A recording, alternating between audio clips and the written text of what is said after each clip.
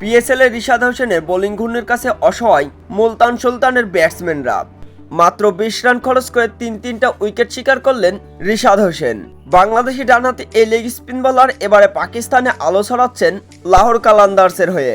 রিশাদের পারফরমেন্সে দুর্দান্ত খুশি লাহোর কালান্দার্সের ক্যাপ্টেন শাহিন শাহ আফ্রিদি। তাই তো লাহোর কালান্দার্সের প্রত্যেকটি ম্যাচেই একাদশে থাকছেন রিশাদ হোসেন।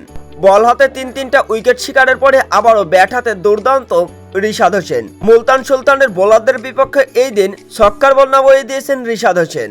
মুলতান সুলতানের বোলারদের বিপক্ষে এই দিন 4 ছক্কা এবং 3-4-এর সাহায্যে মাত্র 20 বলে 50 করলেন রিশাদ হোসেন এবং শেষ পর্যন্ত 60 রানের এক বিধ্বংসী ইনিংস খেলে আউট হয়েছেন বাংলাদেশি অলরাউন্ডার এই leg spin bowler Rishad Hossain.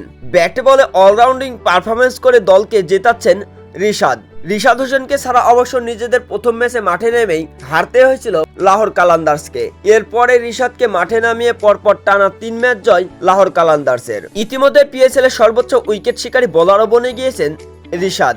Shakib মুস্তাফিজদের পেছনে ফেলে বাংলাদেশি বোলার হিসেবে সর্বোচ্চ উইকেট শিকার করার রেকর্ড গড়লেন রিশাদ হোসেন।